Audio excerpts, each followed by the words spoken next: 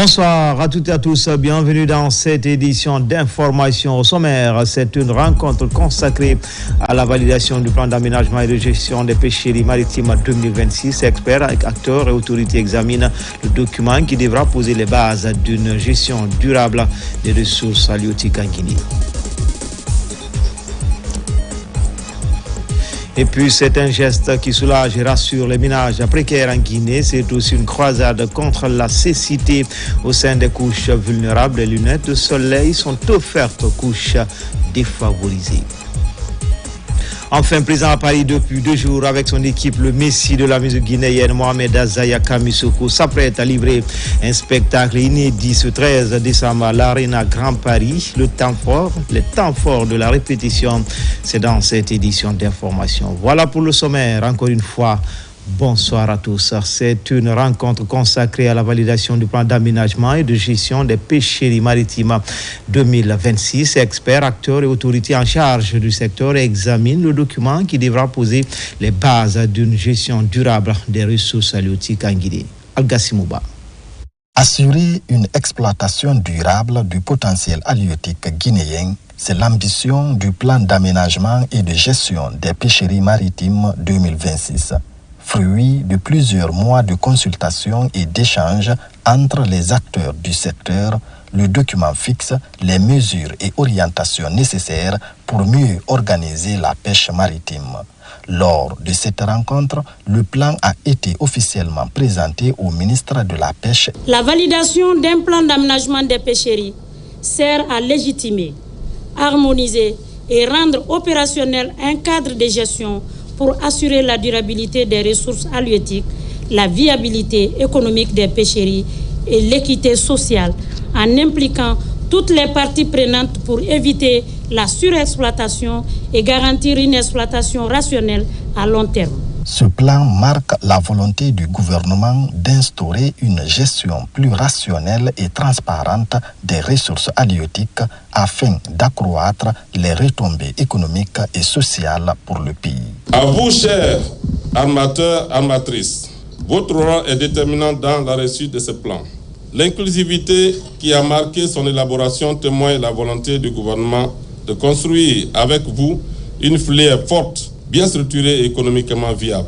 Les réformes introduites, notamment celles relatives aux conditions d'accès, aux obligations de déclaration, aux règles de débarquement ou encore aux coûts d'exploitation ont été pensées pour améliorer l'efficacité du secteur tout en assurant une meilleure régulation. Après sa validation, une campagne de dissémination sera lancée. Des équipes se rendront dans plusieurs zones de pêche pour expliquer le contenu du plan en langue locale et sensibiliser les communautés concernées. Et puis le Comité national de facilitation des transports et du transit routier inter-État en conclave à Conakry. Ce rendez-vous annuel, les acteurs du secteur des transports se veulent une rencontre stratégique pour faire l'état du transit routier, identifier les contraintes et définir des mesures palliatives. Abraham Christophe Conté. Autour de cette table, les membres du Comité national de facilitation du transit routier inter-État de Guinée. Ils échangent au compte de la session annuelle du comité. La rencontre marque un moment fort dans la coordination des politiques nationales liées au transport et au transit inter-État.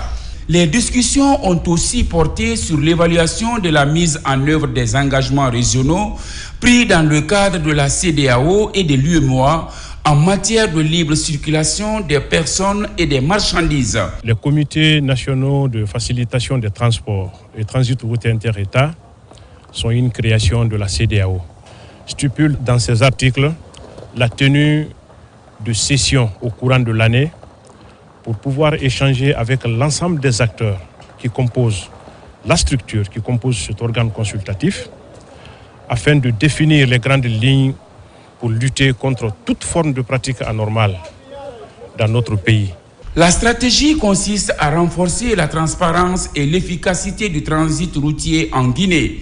Malgré les progrès réalisés par le comité, mais il reste encore des défis à relever. Le comité que nous animons a une mission claire: identifier les obstacles, coordonner les interventions et proposer des solutions concrètes. Cela constitue pour nous un forum pour la simplification des formalités, procédures et documents utilisés en matière de transport et de commerce, en proposant des projets de réglementation, mais également en veillant à l'application effective des dispositions et conventions sous-régionales relatives au transport et transit routier inter-États. À l'issue de ces travaux de 2 jours, le comité s'est engagé à renforcer le suivi des recommandations et à mettre en place un cadre permanent de concertation entre les participants afin d'améliorer durablement le transit routier inter-État. C'est une avancée majeure dans l'amélioration des conditions de vie des pensionnés de la Caisse nationale de prévoyance sociale. Il n'y a presque plus d'affluence dans les agences. Désormais, sur le virement bancaire qui est d'actualité à la CNPS, à ce jour, de nombreux retraités reçoivent leur pension dans les différentes banques de la place. Une initiative présidentielle vivement saluée par les pensionnés. Alpha Isiagaba. C'est l'une des plus grandes réformes du président Mamadi Doumbouya. À la Caisse nationale de prévoyance sociale, la bancarisation est désormais la règle. Dans les différentes agences visitées, il n'y a plus d'affluence. De nombreux retraités reçoivent leur pension par virement bancaire. Nous avons pu convaincre la majorité des pensionnés pour les faire envoyer au virement dans les différentes banques. Et de fait qu'on a pu convaincre les autres pour qu'ils puissent aller au virement. Et aujourd'hui, nous sommes libres. Et il n'y a pas assez d'affluence. De Kalouma Matoto en passant par Dixine, Matam et Ratoma, les agences de la CNPS sont quasi désertes. Il n'y a aucune file d'attente. Une réforme majeure qui séduit les pensionnés, l'autre frange importante de la population guinéenne. Avec le virement qui a lieu, aujourd'hui, Matoto est à plus de 3000 et quelques dossiers déposés depuis le mois de juin. Donc ça fait qu'on a moins d'affluence. On espère que d'ici la fin de l'année, qu'on soit au moins à 80-90% des pensionnés virés. Mamadi Doumbouya nous a reconfortés, il nous a haussé, il a montré aux gens que nous sommes aussi des humains. Avant, on était piétinés. Mais depuis qu'il est monté au pouvoir, il a prouvé aux gens que vraiment, que nous sommes des humains, qu'on doit être remerciés, mais par de bonnes manières. Outre le virement bancaire des pensionnés, s'ajoute la révalorisation de la valeur monétaire du point d'indice. Les retraités expriment toute leur gratitude au président Mamadi Doumbouya. Moi, j'ai fait valoir mes droits à la retraite en décembre 2024. Mais j'avoue, les réformes qu'il a engagées, vraiment, ça soulage les pensionnés. D'abord, le fait de nous recenser, de nous enrôler, d'augmenter nos pensions.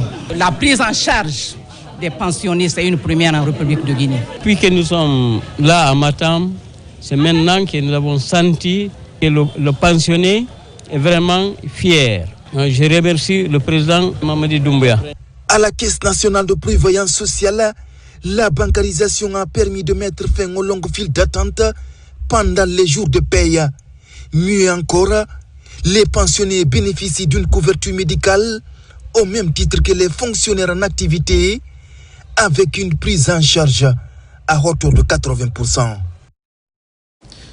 C'est un geste qui soulage et rassure les ménages précaires en Guinée. C'est aussi une croisade contre la cécité au sein des couches vulnérables. Des lunettes de soleil sont offertes grâce à l'appui de l'association internationale Lunettes sans frontières et Yirde Kudeko, une action couplée à la sensibilisation sur la santé visuelle. Abdoulaye Niguelande Diallo.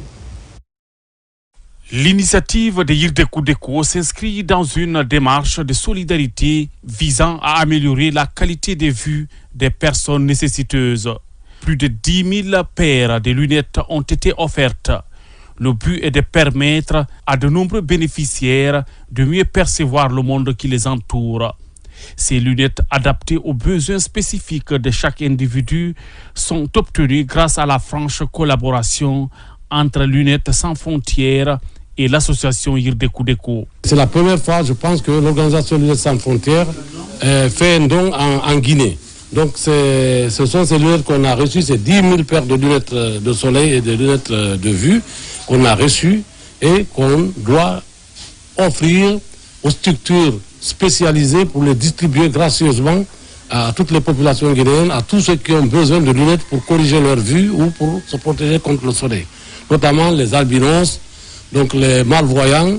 Et nous leur conseillerons tout simplement de distribuer les lunettes à tous les nécessiteux sans en prendre un centime. À travers ce geste, l'ONG Hirdeco poursuit ses efforts pour accompagner la politique sanitaire des autorités guinéennes. Un véritable soulagement pour ceux qui souffrent des problèmes de vision. Aujourd'hui, nous sommes là pour réceptionner un grand lot de lunettes de soleil qui nous a été offert par la fondation association l'ONG Hirdeco, mais aussi l'association Lunettes sans frontières. Nous les remercions du fond du cœur pour ce don. Et comme à l'accoutumée, la fondation ADD va partager équitablement ces lunettes de soleil aux personnes nécessiteuses. Comme nous l'avons toujours fait, nous continuons de le faire. Un bel exemple de solidarité et d'engagement envers les plus démunis. Grâce à ce don, de nombreuses vies peuvent être améliorées et l'espoir d'un avenir meilleur renaître. Un vent nouveau souffle au sein des structures sanitaires de l'arrière-pays. À Mamou, par exemple, l'hôpital régional a complètement changé de visage. De nombreux bâtiments sont sortis de terre et l'hygiène est de mise pour la vitalité de l'hôpital. Thierno Maroufba, Mohamed Pati Kamara. L'hôpital régional de Mamou entame une nouvelle phase de transformation. De nouveaux bâtiments d'hospitalisation sont construits et à ce jour opérationnels. La réalisation de ces infrastructures vient ainsi augmenter la capacité d'accueil au sein de ce centre hospitalier. Aux côtés des édifices, l'hygiène hospitalière est de mise. Des espaces verts sont ainsi aménagés dans le but de donner un cadre idéal aux visiteurs. L'hôpital a changé de visage. Parce que quand tu viens aujourd'hui à la rentrée de l'hôpital, tu vas comprendre que oui, tu es venu dans un hôpital régional. Non seulement il y a des visites qui sont là, l'accueil est là, et surtout quand tu rentres à l'hôpital, tu vas croire que tu es peut-être dans une clinique privée tellement que la propriété est là. L'hygiène, la propriété, elle est claire. Là où vous voyez comme ça, un hôpital comme ça, à l'air libre, tu peux approcher même un plat pour manger. À plus forte raison qu'autre chose, ça prouve à suffisance que l'hygiène est là. À travers une nouvelle politique de gestion mise en place par l'administration de l'hôpital, les offres de soins se modernisent grâce aux recettes et aux subventions de l'État. Un bureau d'entrée opérationnel et un système de digitalisation des données hospitalières sont rendus possibles pour un suivi permanent et rigoureux des patients. Donc moi ici vraiment j'ai eu la chance, si je peux le dire comme ça, que les travailleurs adhèrent à tout ce que j'envisage qui rentre dans le cadre vraiment de l'amélioration de la qualité du travail. Il permet aux prestataires ici d'administrer des soins de qualité. Aujourd'hui, l'hôpital régional de Mamou est entre modernisation progressive et réflexion sur son mode de gouvernance. Un enjeu majeur pour une région en pleine croissance où l'accès des soins reste l'une des préoccupations des autorités sanitaires du pays. Sur le continent, la CEDEAO et le Libéria ont signé à Abuja, c'est au Nigeria, un accord pour l'installation d'un centre régional de développement de la jeunesse et des sports à Monrovia, une cérémonie marquée par un message de gratitude du Libéria envers l'organisation sous-régionale. Juste après, les ministres béninois et nigérians des Affaires étrangères se sont exprimés au sujet de l'intervention récente de la force en attente de la CEDEAO. Mohamed Touré, Adama Mohamed Keita, envoyé spéciaux. La coopération régionale franchit une nouvelle étape au siège de la Communauté économique des États de l'Afrique de l'Ouest. La CEDEAO et la République du Libéria ont procédé à la signature officielle de l'accord portant installation du Centre régional de développement de la jeunesse et des sports. Ce centre, qui sera basé à Monrovia, aura pour mission de promouvoir la formation, l'inclusion et le leadership des jeunes, ainsi que le développement du sport comme facteur d'intégration dans l'espace communautaire. En marge de la cérémonie, le Libéria a tenu à exprimer sa profonde gratitude à la CEDEAO pour son engagement constant en faveur de la paix, de la stabilité et de la cohésion entre les peuples. Les sacrifices consentis ont été déterminants pour le maintien de la sécurité dans notre région. Nous sommes très honorés par ce geste de la CEDEAO. Nous saluons également les efforts de la CEDEAO pour la sécurité et la stabilité pendant les conflits dans notre pays. Nous sommes vraiment reconnaissants envers notre institution sous-régionale. Dans la foulée, une conférence de presse conjointe a réuni les ministres béninois et nigérians des Affaires étrangères. Au centre des échanges, l'intervention récente de la force en attente de la CEDEAO au Bénin, déployée dans le cadre d'un exercice de sécurité régionale. Entre intégration, jeunesse, sécurité et solidarité, la CEDEAO réaffirme une fois encore sa volonté d'agir pour une région stable et prospère au service de ses populations. Volet emploi avec le lancement des travaux de construction du siège de l'AGIP une fois achevé à Matam. Ce bâtiment offrira un meilleur cadre d'accueil, d'encadrement des jeunes entrepreneurs ou en quête d'emploi. Également, il servira d'espace pour délivrer les permis de travail. Tchernosman Diallo. L'Agence guinéenne pour l'emploi et l'entrepreneuriat AGIP va bientôt se doter d'un siège digne de ce nom. Le bâtiment R+2, dont les travaux sont déjà en cours, va également abriter TDSS, partenaires techniques engagés dans la délivrance des permis de travail. Cette construction, prévue dans les engagements contractuels du projet en BOT de digitalisation des permis de travail des étrangers, est l'une des obligations majeures du délégataire. Elle vise à doter l'AGIP d'un siège moderne, fonctionnel et durable. C'est un chantier de R+2 qui a été débuté le 15 août 2025 avec un délai contractuel de 8 mois. Mais nous comptons rendre le chantier, si Dieu le voudra bien, avant le délai contractuel. Situé dans la commune de Matam, le futur siège de l'AGIP fait partie des éléments de mise en œuvre de la politique nationale de l'emploi.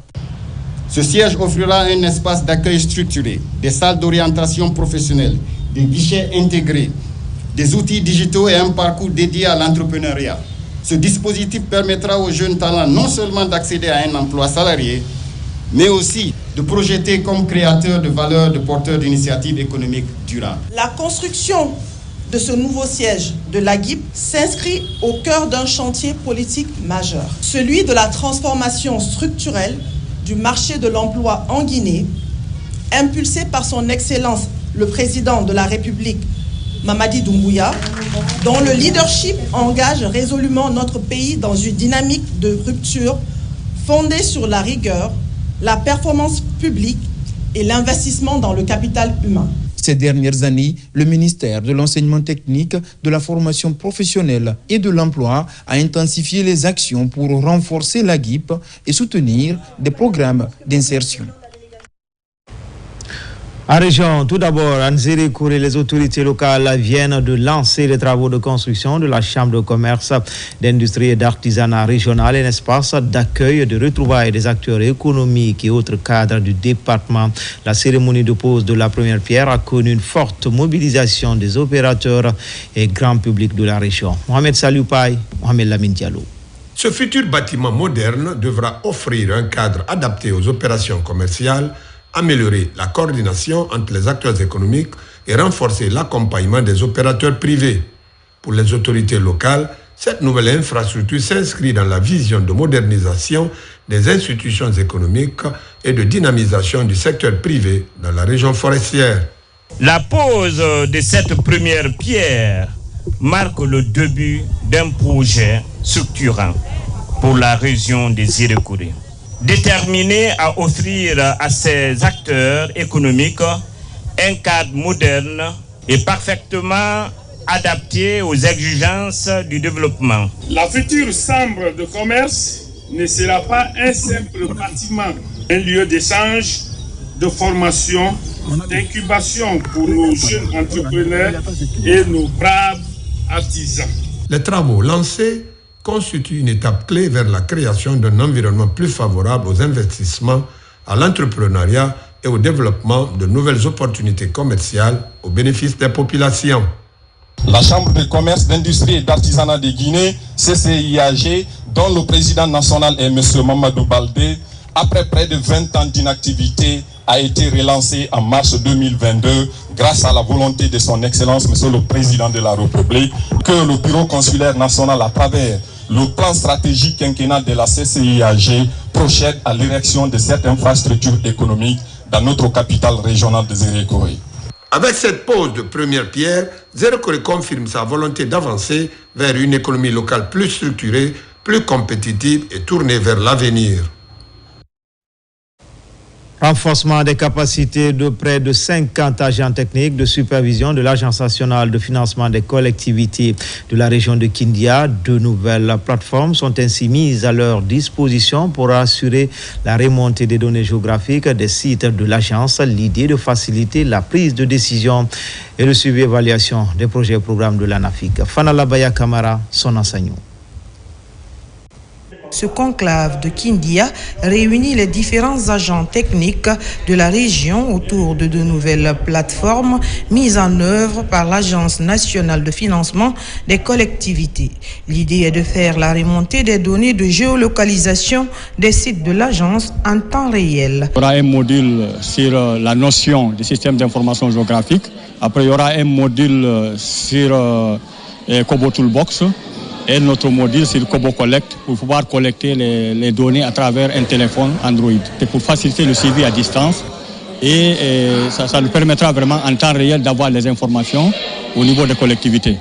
Une fois que les données sont renseignées, et on doit prendre les coordonnées géographiques, et les coordonnées géographiques, à travers les coordonnées géographiques, on va afficher ça au niveau d'une carte thématique pour pouvoir prendre des décisions. C'est un outil vraiment, la prise de décision. Il s'agit de faciliter la prise de décision et de suivre à distance les différents projets et programmes initiés par l'ANAFIC dans la région de l'Abbé. L'exercice bénéficie du soutien de la Banque mondiale. Leur rôle sera un rôle vraiment d'appui auprès des collectivités pour leur permettre de recenser à date, depuis la création de l'ANAFIC en 2019, les réalisations exécutées sous financement de l'ANAFIC, à les insérer dans la base de données pour faire la capitalisation des acquis de l'ANAFIC au niveau national. Désormais, la prise de décision au sein de cette agence s'appuiera sur les données géographiques répertoriées à travers des outils numériques. Les premières remontées sont annoncées en décembre 2025. Au sein de la Grande Muette, le chef d'état-major général adjoint des forces armées a présidé la remise des insignes de grade à l'École nationale des sous-officiers d'actifs de Manéa, sous 107 promus, dont 8 stagiaires des pays africains. Adjudant-chef Mamadou Alioubari, il est correspondant de la presse militaire. L'École nationale des sous-officiers d'actifs de Mania, l'un des pôles de référence de l'enseignement militaire en Guinée. L'institution procède à la remise des diplômes à la 6e promotion semi-directe. Une cérémonie marquant ainsi la fin d'un cycle académique de 16 mois de dur labeur. Messieurs les institutions diplomatiques des pays amis et frères, merci de nous avoir confié la formation des défenseurs de vos pays respectifs à notre institution. Merci mon général pour tout ce que vous œuvrez avec la coopération des pays amis et les stagiaires étrangers qui arrivent maintenant en grand nombre à la République de Guinée. Chers élèves sous-officiers, vous êtes désormais prêts à rejoindre vos unités. Vous y porterez haut les valeurs qui vous ont été inculquées. Discipline, loyauté, courage et sens de la mission. S'élever par l'effort. L'école est fière de vous. Votre nation compte sur vous. Une cérémonie rehaussée par la présence des cadres civils et militaires. En première ligne, le chef d'état-major général adjoint des armées, qui a procédé au baptême de la promotion. Chers stagiaires, vous porterez un nom prestigieux en la personne du général de brigade Ange Bangoura. Chers stagiaires, la formation que vous venez d'achever fut rigoureuse, tant sur le plan physique, moral qu'intellectuel. Elle vous a permis non seulement d'acquérir l'art de commander et de décider avec assurance. Fort d'un effectif de 67 sous-officiers, dont 7 personnels féminins. Cette promotion compte 8 nationalités originaires du Congo, du Niger, du Burkina Faso, du Mali, du Cameroun, du Togo, du Bénin et du Gabon. Je remercie vraiment les encadreurs d'ici. La Guinée devient déjà pour moi un deuxième pays et puis je serai ravi de revenir un autre jour. Fidèle à sa vocation, s'élever par l'effort, l'École nationale des sous-officiers d'active, l'ENSOA, s'est forgée au fil des ans une solide réputation sur le plan national et régional. Depuis sa mise en place, elle suscite l'admiration de plusieurs pays africains. Dans l'actualité également, fin du programme Déclic à Conakry, c'est une initiative de la francophonie pour consolider les connaissances des jeunes Guinéens sur les métiers du numérique. L'ASCAD exécute le projet en partenariat avec l'agence universitaire de la francophonie et Simplon Guinée. Bakari Bambakonde. Après plusieurs mois de formation intensive, le programme Déclic de l'Organisation internationale de la francophonie a récemment célébré la fin de son cycle de formation destiné à renforcer les compétences numériques des jeunes en Guinée. Mise en œuvre par l'ASCAD avec l'Agence universitaire de la francophonie et Simplon Guinée, ce programme vise à améliorer l'employabilité locale dans un monde de plus en plus digitalisé. Actuellement, le monde s'étend vers le numérique, comme j'ai dit, l'expansion du numérique. Donc, il faut vraiment encourager nos jeunes Guinéens à se orienter vers le domaine numérique et je pense qu'avec ça, nous pourrons vraiment faire l'affaire de cette nation. Au total, 335 jeunes ont bénéficié de cette initiative. Les formations ont porté sur divers aspects du numérique, incluant le développement web, le graphisme et la gestion de projets digitaux, permettant aux jeunes d'accéder à des opportunités d'emploi et d'entrepreneuriat. Sur un an, nous avons formé des jeunes à Conakry, à Bokeh, à Cancan, à Labé et à Mamou. Ces jeunes ont suivi des parcours de 3 à 4 mois qui étaient ultra professionnalisants, qui leur permet aujourd'hui de venir discuter avec les entreprises pour obtenir un stage ou un premier emploi. C'est une opportunité qui est offerte à nous, entreprises des nouvelles technologies, pour dénicher de nouveaux talents afin de renforcer les capacités de nos ressources humaines. Les partenaires de la francophonie ont exprimé leur satisfaction quant aux résultats du programme. Au terme de la formation, c'est d'organiser donc un job dating que vous avez vu tout à l'heure, qui met en relation les apprenants et les entreprises avec l'objectif et l'espoir qu'ils puissent obtenir un emploi ou au moins un stage. En renforçant l'employabilité, ce programme Déclic se veut bâtir un avenir promoteur pour les nouvelles générations dans un monde de plus en plus tourné vers le numérique. Conakry a également vibré récemment au rythme de la formation professionnelle. Cabinet, instituts, experts nationaux et internationaux, tous réunis pour le tout premier salon des cabinets instituts de formation et rendez-vous qui ambitionne de devenir une vitrine incontournable du savoir, de l'emploi et des compétences. Koumara Moussa. C'est une première en Guinée. Cabinets privés, instituts spécialisés et acteurs publics se retrouvent sous un même toit pour mettre en lumière les enjeux de la formation professionnelle dans le pays. Une initiative inédite rassemblée autour du salon des cabinets et institutions de formation de Guinée, Salsifog. L'objectif visé par ces salons, c'est premièrement créer un espace d'échange entre les acteurs de la formation professionnelle et continue, donner de la visibilité aux cabinets et instituts de formation de Guinée, créer une plateforme qui va aider les jeunes à trouver des opportunités. Mais au cœur de ces salons, un stand attire toutes les attentions, celui de l'Office national de formation et de perfectionnement professionnel. Ici, experts, consultants et encadrants expliquent les dispositifs mis en place. Ils sont en contact avec tous les cabinets de formation et instituts de formation pour les aider à donner le meilleur de toutes les formations possibles. Et dans cette optique, ils aident aussi le gouvernement à pouvoir former le maximum de professionnels possible. Et ça m'a énormément plu. Donc c'est voir un peu la proposition au niveau global et j'ai vu que l'ONFPP est un organisme qui permet vraiment de centraliser l'ensemble de l'offre et d'accompagner les entreprises.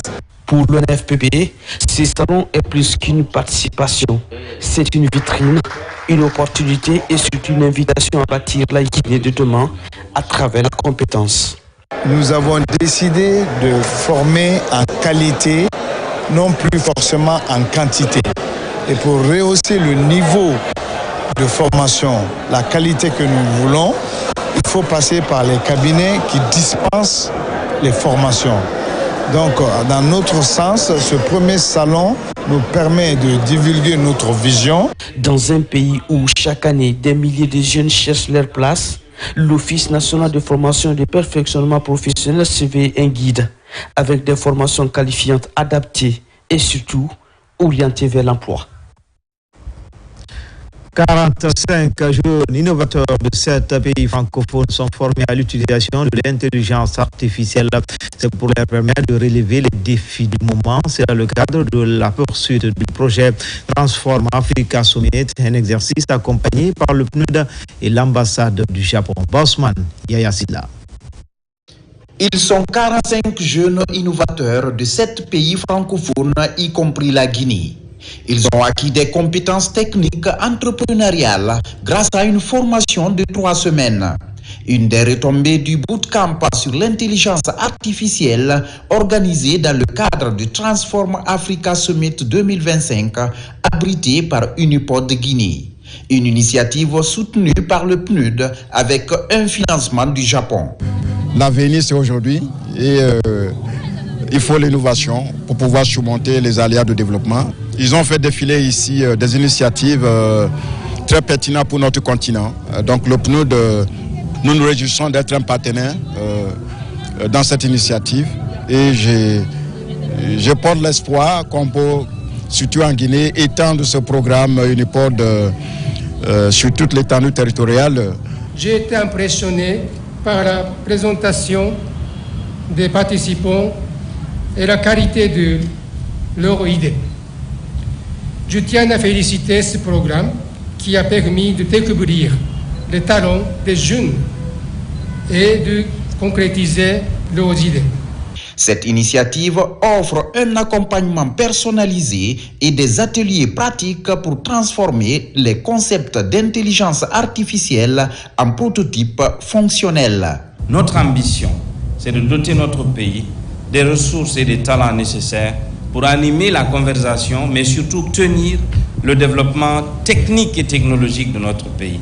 Sans une ressource humaine bien formée, sans des jeunes capables de transformer leurs idées en actes concrets, nous n'arriverons pas et nous serons sur des vœux pieux. Ces actions contribuent aujourd'hui à répondre aux défis liés à l'innovation. Elles favorisent la coopération entre les pays et permettent d'établir des passerelles entre innovateurs, investisseurs, décideurs publics et acteurs du secteur privé. 4e édition du concours de plaidoirie, un événement éducatif et culturel initié par l'Union européenne pour la promotion des droits de l'homme. Cette année, les débats portent sur l'article 25 de la Déclaration universelle, la conformité au thème, la rigueur juridique et l'art oratoire figuraient parmi les critères d'évaluation. Plus de détails avec Abdoulaye Diallo, Mohamed Bangoura. Défendre l'article 25 de la Déclaration universelle des droits de l'homme.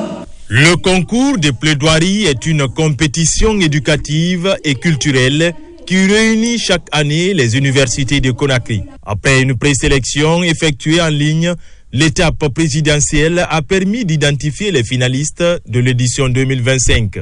L'initiative de l'Union européenne vise à promouvoir l'excellence académique, mais aussi à encourager la défense et la vulgarisation des droits humains. Ce concours de plaidoirie mettra l'un après les autres les étudiants qui nous inspirent pour faire éclore et devenir par eux-mêmes, mais aussi avec vous, la nouvelle génération de protecteurs, de défenseurs des droits humains.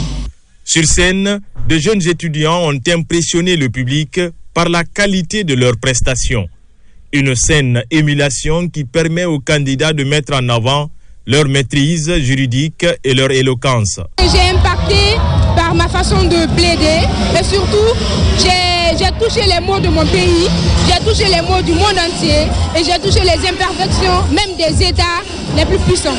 Je me félicite en tant qu'État membre de l'Union européenne que mon collègue de la délégation pour la 4e année ait organisé ce concours de plaidoirie qui montre à quel point la jeunesse de Guinée se saisit de ces sujets, les fait vivre au quotidien, les incarne et les plaidoiries étaient incroyables, l'ambiance. Cette 4e édition du concours des plaidoiries dédiée à la vulgarisation de l'article 25 de la Déclaration universelle des droits de l'homme s'est tenue dans une ambiance festive et conviviale. Dans l'actualité encore, le Mosacode s'active sur le terrain pour le maintien de la paix. Ses membres ont sillonné les préfectures de Kindia et d'Ubreka pour intensifier les séances de sensibilisation avec à la clé des prières collectives pour des élections apaisées en Guinée. Mamoudou Silla, Marwan Kamara. La caravane nationale de sensibilisation pour le maintien de la paix poursuit son parcours à travers le pays. Après une première étape à Dubreka, la délégation du Mosacode s'est arrêtée dans la ville des Agrumes. Ici, la délégation est reçue par les sages de Kindia pour une prière collective en faveur de la quiétude sociale en cette période électorale. Kindia est très content de la visite d'une des sœurs du président de la République. Elle n'est pas à sa première visite pendant le décès. Elle a eu l'amabilité de venir présenter des condoléances. Nous allons faire en sorte pour que Kindia puisse apporter sa grande contribution dans cette élection, dans la paix, dans la fraternité. Après des prières et bénédictions chez l'ex-Kontigi de la Basse-Guinée, Feu El Hadj Mamoudou Kamara, et chez le coordinateur des ressortissants de l'Union Mandeng, la délégation du Mosacode est conduite à la maison des jeunes de Kindia, où elle reçoit un accueil chaleureux. Seul objectif, renforcer le dialogue et rappeler l'importance d'un climat apaisé. C'est une caravane nationale de paix que nous avons enclenchée à travers des prières et sensibilisations. Nous allons continuer à sensibiliser les citoyens pour la paix et la cohésion sociale. Les élections doivent être un moment d'expression démocratique, pas de division. Nous avons fait à Dubreka et nous allons continuer à sensibiliser dans toutes les régions du pays. De la ville de Mangakindi Kamara, la caravane nationale de la paix mettra le cap sur la région des Élékouré pour encourager la participation citoyenne et faire de cette présidentielle un moment pacifique et démocratique. Direction Moscou pour parler de la journée d'éducation citoyenne organisée par l'ambassade de Guinée en Fédération de Russie. Thème retenu cette année, maintien de la cohésion sociale au sein de la diaspora avant, pendant et après la présidentielle du 28 décembre 2025. Commentaire Diana Yansane. Cette rencontre entre compatriotes est initiée par l'ambassade de Guinée en Fédération de Russie. Les échanges portent sur le maintien de la belle cohésion au sein de la diaspora guinéenne à Moscou. La démarche vise à garantir un climat apaisé lors des prochaines échéances électorales. Les élections représentent toujours des enjeux très importants pour une nation. Et pour aboutir à un résultat paisible, calme, nous avons jugé nécessaire de faire appel à nos compatriotes, aux futurs électeurs, afin qu'on puisse se donner des idées comment se comporter avant, pendant et après les élections. La journée est marquée par des panels portant sur des thématiques comme éducation civique et prévention des discours de division, neutralité et responsabilité citoyenne pendant le processus électoral. Je peux que remercier l'ensemble des membres de l'ambassade de la Guinée en Fédération de Russie pour cette belle initiative d'organiser et de réunir les Guinéens pour nous sensibiliser sur les élections à venir. Les participants promettent de respecter les consignes reçues en faveur d'un processus électoral apaisé. La journée s'est achevée sur un moment de partage convivial avec un dîner offert par monsieur l'ambassadeur à tous les participants, symbole de forte fraternité. Du matériel roulant pour les enseignants de certaines concessions scolaires de Kindia, mais surtout une prise en charge des salaires mensuels pour ceux du district de Dantoumaya. C'est un geste de Mohamed Kamara qui entend ainsi accompagner les acteurs du système éducatif de la région. Yaya Sila, Fanalabaya Kamara. Dans ce petit village reculé de Dantoumaya, dans la sous-préfecture de Samaya, est né il y a plus d'une 60aine d'années Mohamed Kamara, aujourd'hui opérateur économique. Il vient d'offrir aux enseignants de cette sous-préfecture plus d'une 60aine de motos pour leur mobilité, mais aussi accompagné de plusieurs autres articles. M. Camara Dantoumaya a eu l'amabilité d'équiper les enseignants de Dantoumaya en matériel roulant afin de les permettre de venir à l'école, pouvoir donner les cours dans les conditions les plus normales. Il ne s'est pas limité là, il a recruté 42 enseignants qu'il paye à ses propres frais. 109 enseignants à qui il offre des pensions alimentaires, c'est-à-dire une prise en charge alimentaire. Pour le donateur, ce geste est un acte de civisme qui découle d'un constat. C'est un constat que j'ai commencé à réaliser depuis longtemps. Je passe dans les classes, je regarde le niveau, tout ça là, la vétusté, tout ça. Bon, j'ai dit avec mes petits moyens, je vais essayer de faire quelque chose pour ma contrée. Une grande satisfaction parce que ça va nous permettre de mieux servir aussi dans notre service. Le village de Dantoumaya abrite une unité de production de champs de maïs et d'autres unités agro-pastorales mises en place par le même Mohamed Camara. L'on se rappelle de cet incendie du 1er décembre dernier qui a failli ôter la vie à plusieurs écoliers de l'école El Hadj Omar Tall du quartier Madina Centre, mais les jeunes du quartier, avec leur courage et détermination, ont pu sauver tous les élèves de cette école primaire. Aujourd'hui, cet acte de bravoure est célébré par les autorités communales et éducatives de Matam. Des satisfecits ont été décernés aux encadreurs et jeunes volontaires. Nabila Moussa Kamara, Foudé Kamara. C'est une cérémonie de reconnaissance de la part des autorités communales de Matam à l'endroit des jeunes qui ont risqué leur vie pour sauver les élèves lors de l'incendie à l'école primaire El Hadj Omar Tall de Madina Centre. Sous les yeux des responsables communaux de l'éducation de Matam et les représentants en charge de l'enseignement élémentaire, la bravoure de ces jeunes a été saluée. La délégation spéciale de Matam, en rapport avec le ministère de l'Éducation préuniversitaire, de décerner des satisfecits à ces héros de Matam, ces héros de la République, pour prouver à l'opinion qu'ils ont fait un geste très héroïque et que ce geste doit être sanctionné par quelque chose. Sauver une vie, c'est sauver toute l'humanité entière. Nous sommes sacrifiés et faire tout nos possibilités pour que ces enfants n'ont pas de problème. Remercions Dieu et nous remercions vraiment la commune. Après l'incendie, l'école primaire El Hadj Omar Tall a été momentanément fermée pour des raisons de sécurité. À l'issue d'une réunion technique entre les autorités communales de l'éducation, la mairie de Matam et autres personnes de bonne volonté, de nouveaux établissements sont choisis pour garantir la continuité des cours afin de sauver l'année scolaire des élèves. Si les élèves ont repris le chemin de l'école de sitôt, ils n'ont pas chômé. C'est ça, c'était mon problème. On a eu à faire des travaux techniques, pédagogiques et sociaux pour que les élèves puissent reprendre le chemin de l'école. Ça ne fait que me réjouir, moi. Considérés désormais comme des héros, les jeunes qui ont secouru les enfants le 1er décembre 2025 lors de l'incendie à l'école primaire El Hadj Omar Tall du quartier Madina Centre sont célébrés.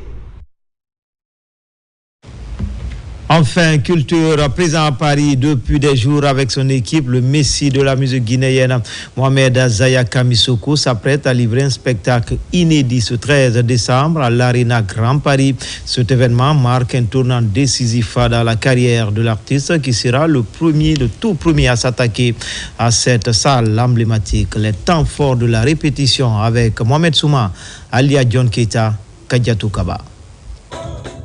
Chanteur, bassiste, compositeur, balafoniste et interprète, le Messie de la musique guinéenne Azaya s'apprête à brandir haut le tricolore guinéen à l'international.